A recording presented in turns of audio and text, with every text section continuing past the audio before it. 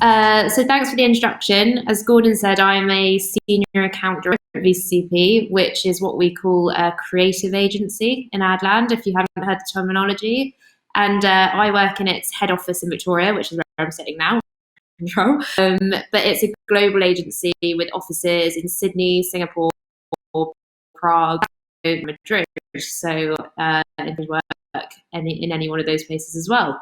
And I'm sure you're all quite familiar with some of our work. We do compare the market, so the Meerkats, O2, Domino's, Walkers, Nationwide, EasyJet, TfL, tons of other smaller accounts, and the one I work on, which is Mondelez, which you may not have heard of, but I'm sure you will have heard of their brands or consumed them. So I work on Cadbury, and I also work on Maynard's Bassett's, but we also have Dairy Lee and Green and Blacks in the building. But I am not here to tell you a story about VCP. I'm here to tell you a bit about advertising and what that actually means and what you end up doing if you decide to take a career in advertising. And when I was thinking of what to talk to you about, I tried to think back to what I would have found really useful when I was 18. Because I remember finding it an incredibly daunting time. You feel like you have to make some really big life decisions without really knowing what you want to do yet or having tried anything out. And I think on that note, it's worth saying that one of the things I have learned in the last 12 years since being 18 is that you don't need to worry about that side of it so much. Not many people have a linear career path, and you certainly do not need to stay in the same industry that you start out in. If anything, you should try out as many different things as you can. Lots of them, I'm sure, will have transferable skills. So it's all good experience, and it makes you a much more diverse and well-rounded person.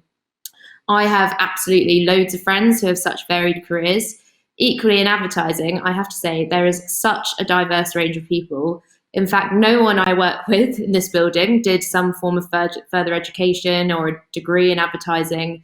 There's people who are ex-professors, ex-city workers, teachers, own small businesses, worked in the fitness industry, and I'm sure none of them thought that they would be in this career when they were 18. But I am a slight exception to that rule. I pretty much always knew I wanted to work in advertising. I'm not really sure how I knew that because I had no idea what it actually was. And I think the way I kind of made that decision was when I was doing my A-levels, my favourite subjects were economics and art, which is a bit of an odd combination. You normally go down a business route or a creative route. But I knew I wanted to do something that combined those two things. And I think to explain what advertising is, that really is quite a good summation of it. It's solving business problems by communicating the right product or service to the right person in a compelling and usually quite creative way. So I did a gap year. I then went off to Newcastle University. I studied fine art after a little blip where I started doing business management and then decided to do art. And my degree was 4 years and I did a gap year. So I was quite conscious that a lot of my friends would be 2 years into a career when I finished my degree.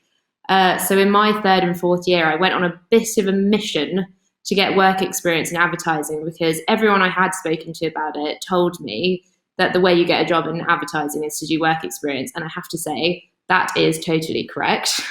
I would still give that guidance today.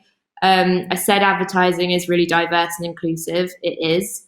And your degree is not a judgment criteria for getting this job at all. You don't even need one, to be frank, although it's obviously not a bad thing if you do decide to go off and get one. But you do need to show ambition and passion for the industry by doing work experience and also reading up on it. I remember I got Campaign magazine every single month and I had no idea what I was reading, but I made sure I knew what the current kind of advertising cultural context was before I did any work experience so I could talk to lots of people about it. And I managed to get work experience in a few agencies, one of which was VCCP. And as you can probably tell, that was a bit of a gateway of an opportunity for me. Because I met lots of people and did lots of kind of networking while I was lucky enough to be in their offices at the age of 19. And then I went on to apply for their grad scheme. And we still have a scheme today, but it's not called a grad scheme because you don't need a degree. It's called an entry-level scheme. And I think that's quite common in advertising now. You do not need a degree to start a career in advertising. And I got one of their 4 places and I have literally been here ever since. But enough about me. I wanted to tell you a bit about what advertising is and also dispel a few myths about it. So firstly, sorry to disappoint you, but it's not all flying around the world and doing glamorous shoots with celebrities, although you do get to do that sometimes. But brands like Cadbury hire creative agencies like mine to help them establish what and how they communicate. Getting to that final advert that I'm sure you will all have seen on TV and on billboards and on social media, there are a huge amount of people that contribute towards it, all with a different set of skills. So firstly, if you're writing off a job in advertising because you think you're not arty or creative, don't, because that really is just one part of it. And I actually wanted to run you through some of these jobs, because when I came and did my 1 week work experience here and someone told me about them all, I found it absolutely mind-blowing. I had no idea that that is what went into making the advert that you see on your TV screen. And like I say, there's such a diverse range of roles that will accommodate lots of different skills, and I'm sure lots of you. So first of all, there are account handlers. They're sometimes called suits, except no one wears a suit anymore. That's what I do, not wearing a suit. And that's essentially client services. So you are the middleman between the agency and the client. You run the entire process, you get the client to pay you, that's obviously very important, sell in the work, ensure everyone's happy, and it all goes to plan. And account handlers are often described as swans because you look graceful and calm above the water, but you're paddling at 1,000,000 miles per hour under the surface. So being a very organized, proactive person is key for that job. And it's also the schmoozy part of the job. You wine and dine the clients, take them to award shows, parties, and various things like that. You've got to keep them on side, that is for sure. So you have to be a pretty sociable person too, and you literally work with everyone that touches the ad, both client and agency side. Then there's what we call planning, which is essentially strategy. And I have to say, these are some of the most academic and intellectual people I have ever met. They either create the client brief or they take the brief from the client and establish how we're going to tackle it. So they explore what our strategy is going to be to solve the business problem that that the client gives us, how we differentiate from the competition, what's interesting about what we're saying, and then normally very into psychology, cultural trends, current affairs, very well read. So if that sounds a bit like you, it's definitely something to consider. And then there's the jobs which most people associate with advertising, the creatives, and they get briefed by the planner and account handler to literally think of the creative idea based on the planner's strategy. And they always work in pairs, which I thought was mind-blowing when I first found that out. There's not many jobs where you always work in a pair. They're like married couples. And they're traditionally an art director and a copywriter. So one does the pictures and one does the words. But that is a bit of an old school way of working now. Most teams do a bit of both. And then there's also a huge production team. So these people actually make the ads. They take the creatives' ideas and they make it happen. And there's lots of different types of production and producers that go alongside it, and people that are part of that process as well. So there's TV and commercials, print and stills, huge digital teams who do all the back-end tech development, coding, user experience, digital design. So a massively diverse set of talents. So in a nutshell, there is a huge variety of jobs in advertising. Do not define it as just being arty, although it can obviously be useful for some of the roles.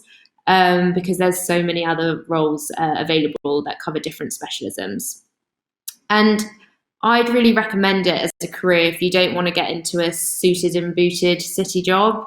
If you want a slightly more informal and relaxed environment, agencies are always open plan. No one has an office. They're very unhierarchical places. The CEO will be sitting next to the grad, for example. You can wear whatever you want within reason, obviously.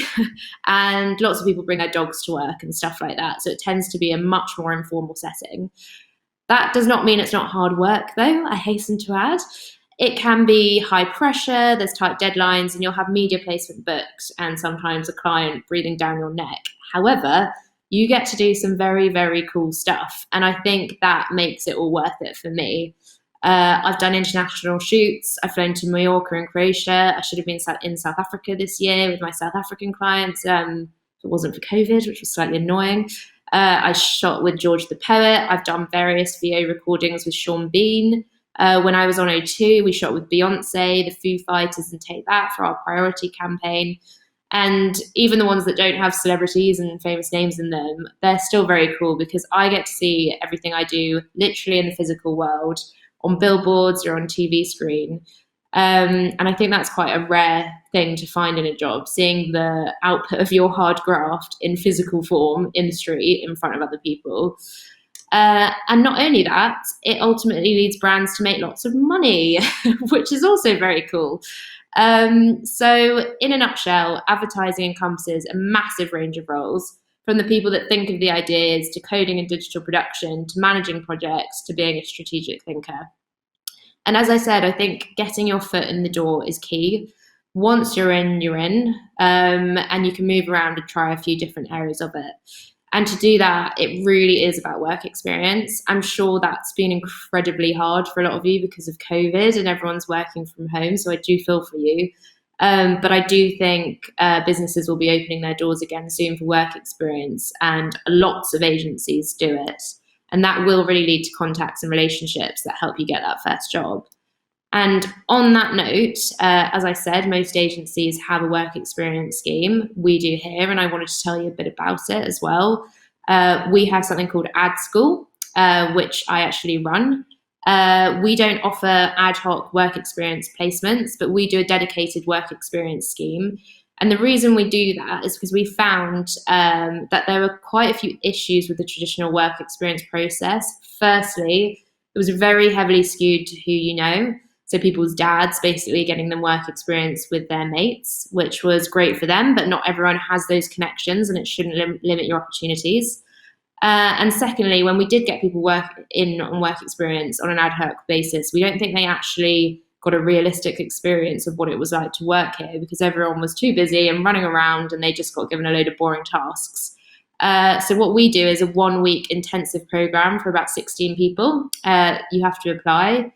There is an application process where you have to kind of showcase your creative talents. And you have a timetable of talks from experts in all the different specialisms, and you work on a real client brief, which you then pitch back at the end of the week. And I think if you're interested in advertising, I'd highly recommend it. That is the exact same work experience that I did. And here I am 8 years later sitting in the office. And the next one for that will be next summer in 2022. The other thing you can think about, whether you're going to uni or not, is, as I said, an entry-level scheme. They'll be called in advertising. So ours is called The Table. It's called that because our founding partners decided to set up the agency around their kitchen table. And most agencies have some kind of scheme like this, which basically allows people that have absolutely no previous experience in advertising to go for a role. And you normally get placed in account management. On our scheme, you actually get the choice based on your skills to work in account management or planning. And you'll have a 3-week training schedule before you get put on a real account and set off to work. So our applications normally open at the end of January, so not too far away now, for roles beginning in mid-August next year.